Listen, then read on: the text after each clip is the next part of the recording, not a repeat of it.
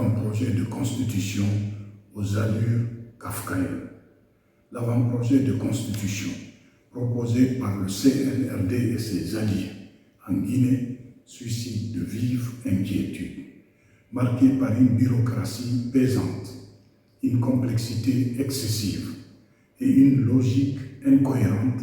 Ce texte se présente comme un instrument de contrôle plutôt qu'un levier de transition démocratique.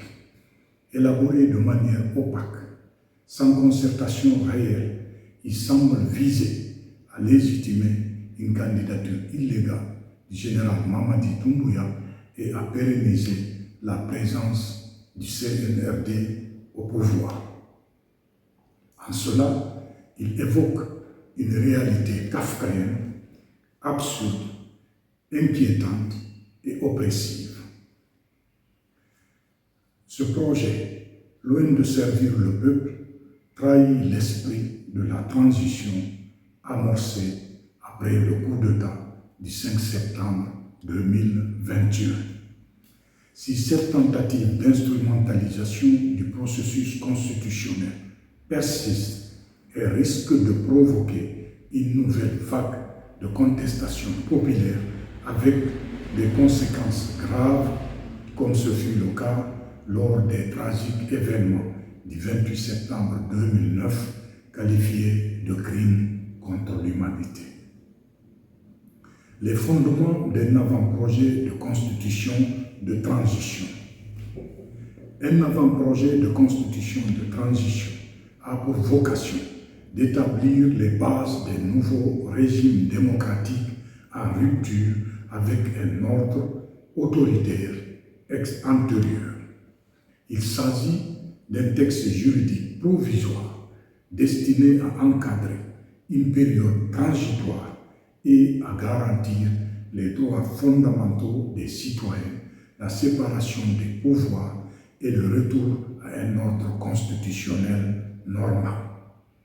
Force est de rappeler que les constitutions de transition sont qualifiées de petites constitutions intérimaires ou encore provisoires.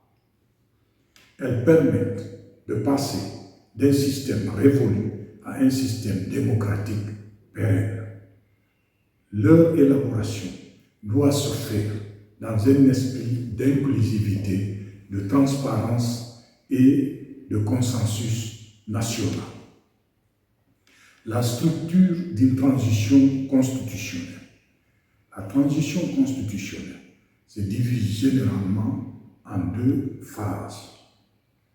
Premièrement, la phase de déconstruction, qui consiste à abroger l'ordre juridique précédent. Deuxièmement, la phase de reconstruction. Celle-ci s'opère à travers l'élaboration d'un nouveau cadre constitutionnel fondé sur un pouvoir constituant originaire. Les constitutions de transition remplissent trois fonctions essentielles, notamment définir les règles provisoires de fonctionnement de l'État, encadrer l'exercice du pouvoir constituant, organiser la procédure d'élaboration de la future constitution définitive. Elles doivent également servir de relais entre deux régimes politiques, tout en assurant la stabilité et la légitimité institutionnelle durant cette période délicate. Les séquences d'une transition constitutionnelle. Une transition constitutionnelle démocratique comporte généralement trois étapes. Première étape, c'est la suite du régime autoritaire, nécessitant un changement de cadre juridique. La deuxième étape, c'est la construction des régimes démocratiques, impliquant notamment la mise en place d'une justice transitionnelle. La troisième étape, c'est la consolidation d'un état de droit, garantissant les libertés fondamentales et la souveraineté populaire. La transition constitutionnelle ne doit pas être utilisé comme un moyen de confiscation du pouvoir, mais bien comme un vecteur de démocratisation. Démocratie et constitution de transition. Pour qu'une constitution de transition contribue à la construction démocratique, elle doit respecter les principes fondamentaux suivants: le suffrage universel, la liberté d'expression, le pluralisme politique, la séparation des pouvoirs, des élections libres et régulières et le respect des droits humains. L'efficacité d'une constitution de transition dépend aussi de la capacité des acteurs à se défaire des pratiques autoritaires passées et à intégrer une nouvelle culture politique fondée sur la légitimité populaire et l'état de droit. Les promesses du général Doumbouya et la charte de la transition. Le 1er octobre 2021, le général Mamadi Doumbouya prêtait serment devant la Cour suprême, jurant de respecter la souveraineté nationale, les droits du peuple et de ne pas briguer de mandat électif à la fin de la transition. Cette promesse, ancrée dans la charte de la transition, promulguée le 27 septembre 2021, constitue un engagement solennel envers le peuple guinéen. Toute tentative de remettre en cause cet engagement par une réécriture biaisée de la Constitution compromettrait la crédibilité du processus de transition.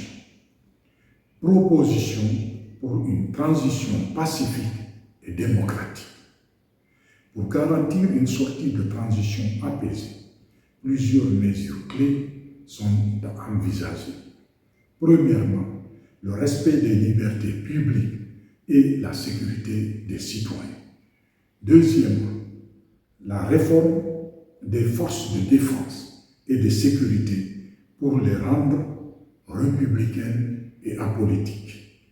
Troisièmement, la dissolution du CNRD et la création d'un organe national de transition, pluraliste et indépendant.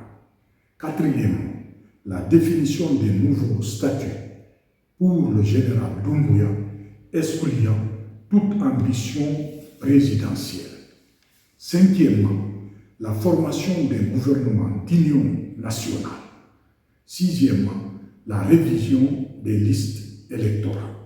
Septièmement, l'organisation, sous 6 mois, d'une élection présidentielle libre à laquelle ne participeront ni le CNRD, ni le gouvernement de transition, ni les forces armées.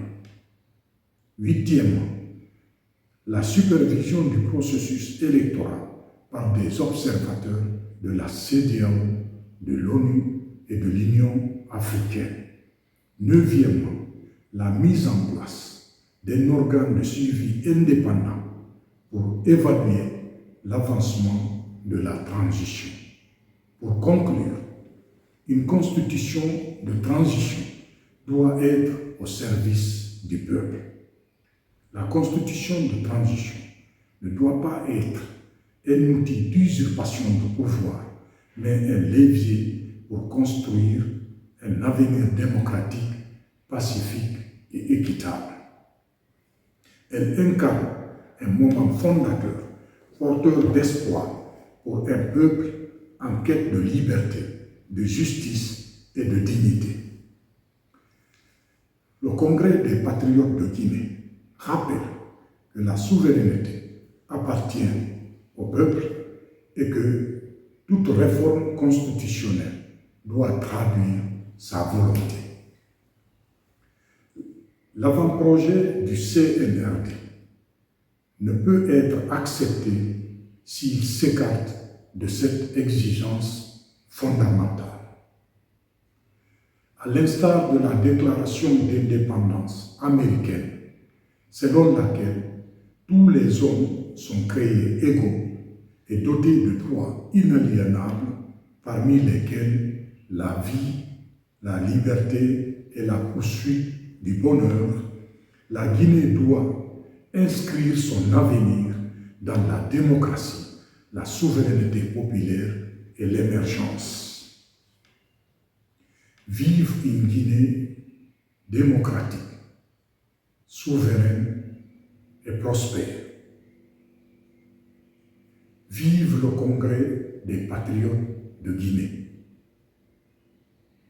Papa Atigouba, leader politique, président du Congrès des patriotes de Guinée.